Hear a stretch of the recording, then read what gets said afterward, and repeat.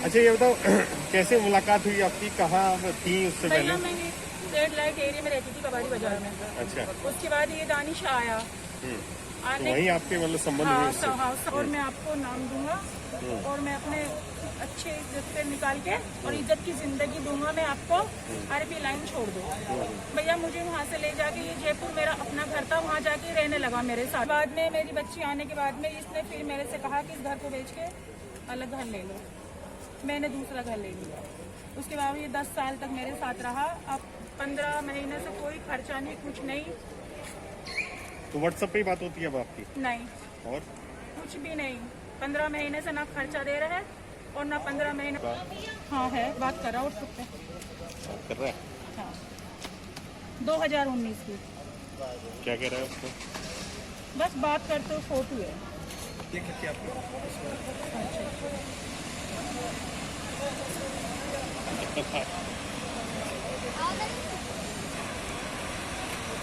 File होती है ना, इससे ऊपर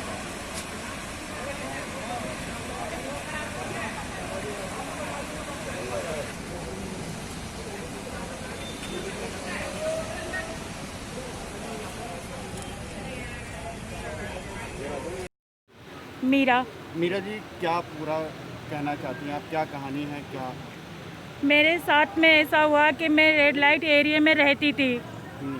उसके बाद में एक सोनू नाम का व्यक्ति मेरे यहाँ आया। उससे हमारा वो हो गया, मतलब मिलने जुलना। कब से कब की बात है? 12 साल पहले की बात है। ठीक है। उसके बाद उसने ये कहा कि आप ये लाइन छोड़ दो और आपको मैं अच्छी ज़िंदगी दूंगा जी, घर गृहस्थी, और आप ये लाइन छोड़ के मेरे साथ रहो। वो मेरे साथ जयपुर चला गया।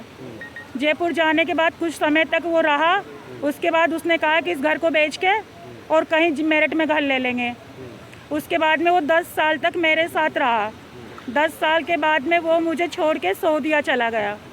अब सऊदीया जाने के बाद ही 2 साल तक उसने मुझे खर्चा दिया, 2019 तक। उसके बाद में 15 महीने से ना तो उसने मुझसे कोई कांटेक्ट किए, ना वो मेरे से बात कर रहा, ना मेरे बच्चों को। अब ये बताओ कि मैं कहाँ जाऊँ? अच्छा ये बताओ आपके 60 लाख रुपए कैसे उसने ठिकाने लगाए? उसने मेरा घर मकान बेचा है और वो सब कुछ बेच के, मेरा जेवर बेच के, और वो यहाँ से फरार हो गया। कितने का होगा लगभग? उसने मेरा 40-45 लाख रुपए का घर भी बेचा है, 10 लाख रुपए का जेवर भी बेचा है। किस नाम से कैसे मिला था वो कमाया आपको? था आपने ये पैसा?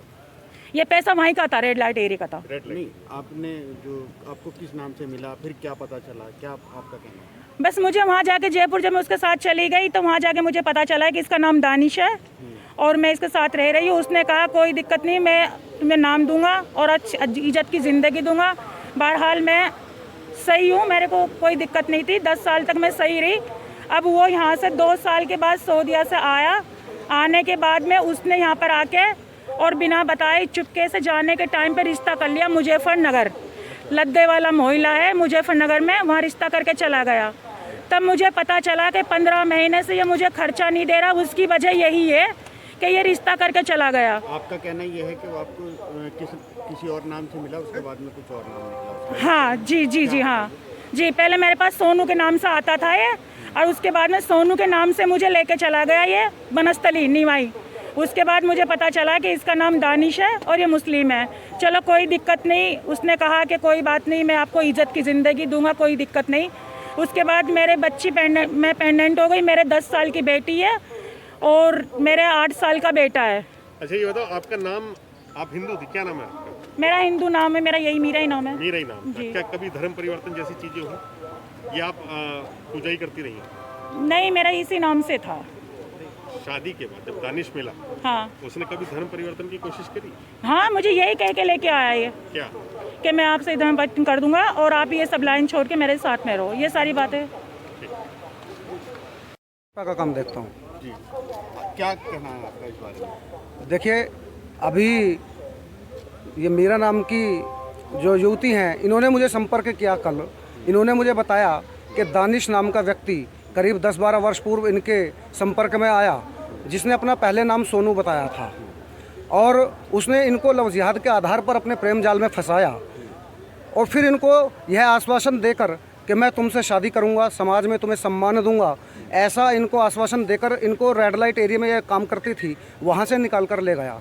जयपुर में इनका अपना घर था, उस घर में ये उसके साथ गई और वहाँ जाकर इनको ये पता चला कि यह दानिश है, दूसरे धर्म का व्यक्ति है।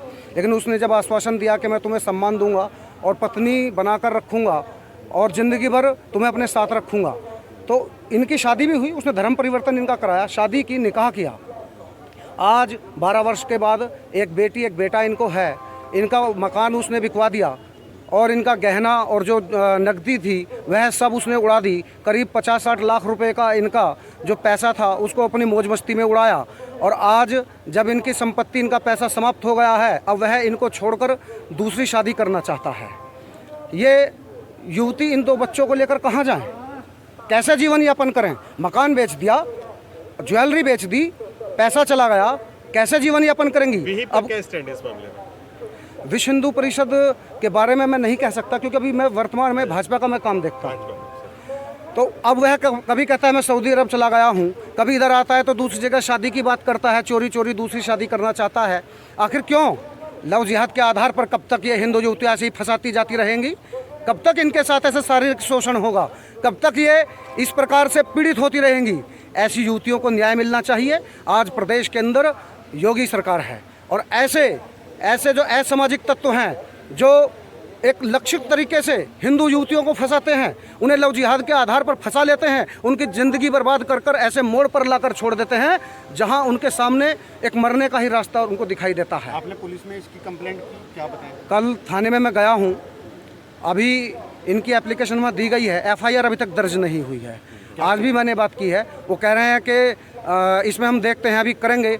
अभी पीछे इनको ये करीब 5-6 महीने से चक्कर काट रही हैं थाने में। इनको बताया जा रहा है कि आप कोर्ट में जाइए, वहाँ से एप्लीकेशन भिजवाइए, उसके कोर्ट के माध्यम से यहाँ शिकायत दर्ज होगी, हम आपकी एप्लीकेशन दर्ज नहीं कर सकते हैं। परेशान किया जा रहा है इनको।